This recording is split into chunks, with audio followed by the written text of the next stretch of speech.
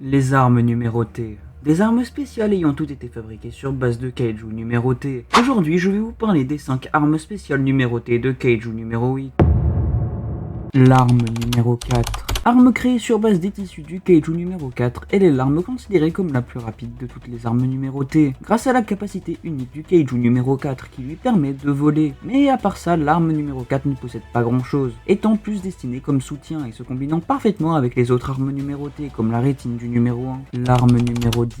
Arme faite sur base des tissus du kaiju numéro 10, elle est la première arme spéciale à avoir sa propre conscience, lui permettant de se coordonner et de communiquer directement avec son porteur, afin de mettre au point des stratégies. Elle possède également sa propre autonomie grâce à sa queue que le kaiju peut faire déplacer à volonté. Ce qui la rend vraiment monstrueuse, c'est la personne qui l'utilise, Sushiro Oshina, qui est la personne ayant le style de combat le plus rapproché de celui du kaiju, arrivant à utiliser 100% de ses capacités. Cependant, le plus gros défaut de l'armure numéro 10 est qu'elle n'est actuellement qu'un prototype, créé en vitesse pour affronter le kaiju numéro 9. De plus, la puissance de l'arme dépend de la force du kaiju et le numéro 10 est l'un des plus faibles kaiju ayant été transformé en arme. L'arme numéro 2. L'arme créée sur base des tissus du kaiju numéro 2, cette arme permet à son utilisateur de générer de puissantes ondes de choc, capables de tenir tête à des kaiju comme le numéro 8 malgré les capacités en déclin de son utilisateur, et qui lui a permis de faillir tuer le kaiju numéro 9, tout en détruisant des bâtiments avec la puissance de celle-ci. La puissance de cette arme est telle que ce sera la seule à avoir été prise pour cible par le numéro 9. L'arme numéro 1. Arme la plus ancienne des forces de défense, créée sur base des tissus du kaiju numéro 1. Elle est pour la plupart du temps limitée par les forces de défense, étant considérée comme trop destructrice, n'autorisant son porteur qu'à utiliser sa rétine qui lui permet de voir les signaux neuronaux et d'anticiper les actions de son adversaire. Cependant, avec le numéro 9, elle sera complètement libérée, permettant à Narumi d'utiliser l'armure, qui est recouverte de la rétine du kaiju numéro 1, lui permettant de voir de tous les côtés grâce à la vision partagée entre les yeux. En plus, bien que ce soit spécifique à Narumi, en évoluant la capacité du numéro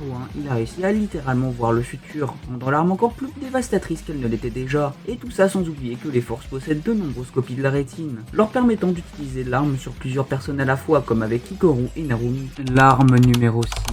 L'arme la plus puissante des forces de défense ayant été créée à partir des tissus du numéro 6. Elle permet à son utilisateur de manier la glace qu'elle génère, ayant été créée depuis le kaiju le plus puissant de l'histoire. Avant le numéro 9, elle a permis à Reno, avec uniquement 50% de ses capacités, de vaincre plusieurs méga kaiju créés par le numéro 9 sans s'épuiser, ainsi que de bloquer la régénération de Mereki, ce qui nous montre bien à quel point le numéro 6 était puissant, et la puissance qu'aura cette arme lorsque Reno la maîtrisera complètement. Bon, voilà ce qui conclut cette vidéo, j'espère que vous l'avez appréciée. À la base, je devais sortir une autre vidéo, mais bon, elle fait 28 minutes, alors bah voilà, j'ai sorti celle-là en attendant. Si vous avez d'autres idées de sujets, je prends.